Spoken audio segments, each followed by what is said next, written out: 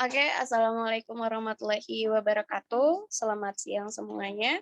Pertama-tama marilah kita panjatkan puji dan syukur kehadirat Allah Subhanahu wa taala karena atas rampahan rahmat serta karunia sehingga kita bisa berkumpul pada Jum hari ini dan membahas mengenai media pembelajaran. Tak lupa juga salawat dan salam marilah kita haturkan ke junjungan Nabi besar kita, Nabi Muhammad Shallallahu alaihi wasallam. Oke, yang saya hormati Bapak Umar Reais selaku pengampu pendidikan media pembelajaran dan juga teman-teman sekalian yang saya banggakan.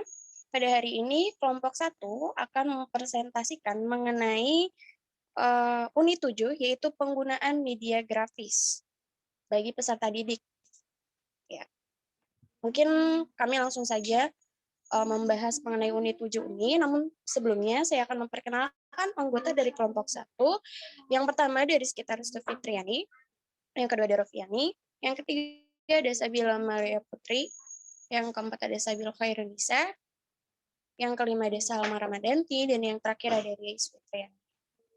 Oke, mungkin kita langsung saja melakukan diskusi dan presentasi mengenai unit 7. Boleh di-share screen?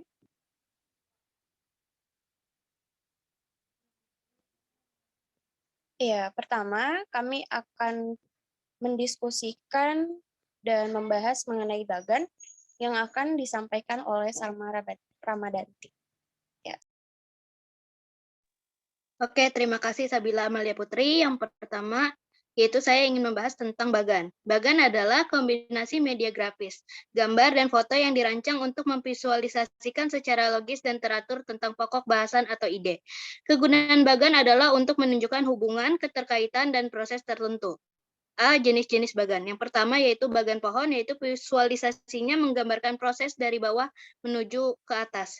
Yang kedua, bagan alir, menunjukkan bagaimana unsur penting dikombinasikan hingga membentuk satu produksi.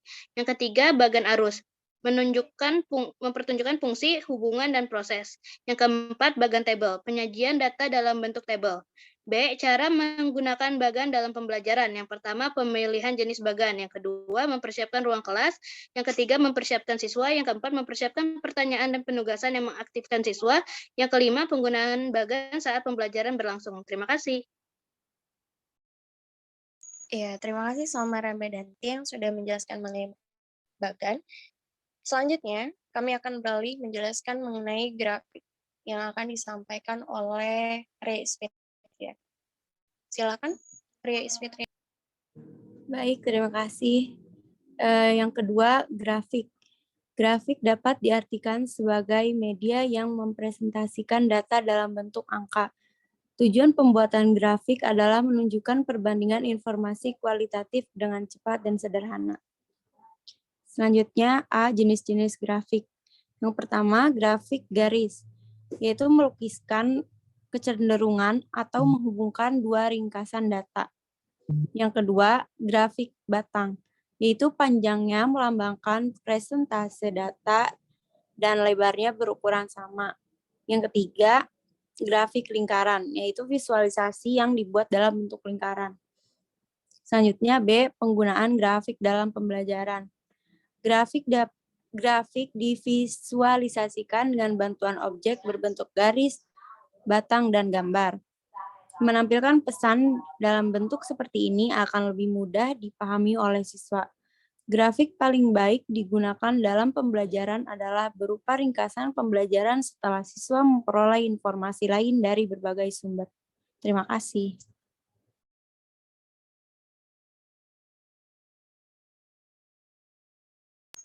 Ya, oke, terima kasih Riais Fitriani. Tadi sudah disampaikan bahwa grafik itu ada bermacam-macam, ada grafik batang, grafik lingkaran, dan juga grafik garis, dan mempunyai fungsi masing-masing.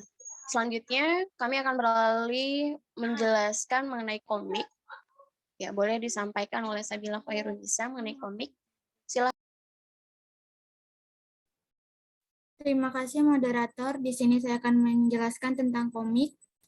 Komik dapat didefinisikan sebagai bentuk kartun yang mengungkapkan karakter dan menerapkan suatu cerita dalam urutan yang erat hubungannya dengan gambar yang dirancang untuk memberi hiburan kepada pembaca. Karena kesukaan masyarakat pada komik, terutama anak-anak, maka itu menjadi inspirasi untuk membuat komik pendidikan. Anak yang gemar membaca komik minimal 1 buku per bulan, sama halnya dengan membaca 1 buku pelajaran dalam setiap tahunnya. Kelebihan komik adalah penyajiannya yang mengandung unsur visual dan cerita yang kuat. Komik pelajaran diharapkan dapat meningkatkan minat belajar siswa sehingga akhirnya mampu meningkatkan hasil belajar siswa. Terima kasih. Oke, terima kasih Sabila sudah menjelaskan mengenai komik. Ternyata komik itu juga menjadi suatu hal yang lumayan efektif untuk pembelajaran. Selanjutnya, kita akan beralih untuk menjelaskan mengenai poster. Ya, boleh disampaikan oleh Rofiani, silakan. Oke, terima kasih kepada Sabila. Di sini saya akan menjelaskan tentang poster. Poster mampu memengaruhi perilaku, sikap, dan tata nilai masyarakat untuk berubah atau melakukan sesuatu karena kekuatan poster adalah lebih ditonjolkannya kekuatan visual dan warna. Adapun kegunaannya, yang pertama adalah untuk memotivasi siswa, yang kedua memperingati terhadap suatu hal, dan yang ketiga pengalaman kreatif. Penggunaan poster dalam pembelajaran yang pertama sebagai bagian dari kegiatan belajar mengajar dan digunakan di luar jam pelajaran yang bertujuan memotivasi siswa sebagai peringatan dan ajakan untuk melakukan sesuatu yang positif. Terima kasih. Oke, terima kasih Rofiani. Poster ini juga berarti sering ditempel di mading ya, sasarannya. Selanjutnya, dalam media pembelajaran tentunya ada keunggulan dan juga ada kelemahannya. Kita akan membahas mengenai keunggulannya terlebih dahulu, yang akan disampaikan oleh Rizkita Restu Fitriani. Oke, boleh silakan. Baik, terima kasih kepada Sabila Amalia Putri.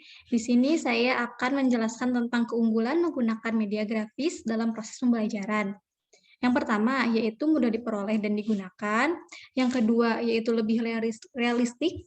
Yang ketiga, memperjelas penyajian pesan dan informasi. Yang keempat, memperbesar perhatian siswa. Yang kelima, membantu mengatasi keterbatasan pengamatan. Yang keenam, mengatasi keterbatasan indera, ruang dan waktu, atau benda yang terlalu besar atau kecil, peristiwa alam, dan kejadian langka. Dan yang terakhir adalah biaya atau harganya lebih relatif murah. Terima kasih. Oke, terima kasih Rizkita.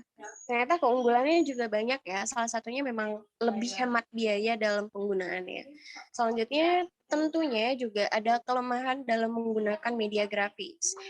Yang akan disampaikan oleh saya sendiri mengenai kelemahannya, yang pertama ada ukuran gambar, yaitu seringkali kurang tepat untuk pembelajaran kelompok yang besar. Terus yang kedua, semata-mata itu hanya medium visual aja, jadi cuman visual aja gitu, tidak berbentuk 3 dimensi. Yang ketiga, memerlukan ketersediaan sumber, keterampilan, dan kejelian guru untuk memanfaatkannya. Iya. Oke teman-teman, itulah presentasi kelompok 1 mengenai media pembelajaran grafis.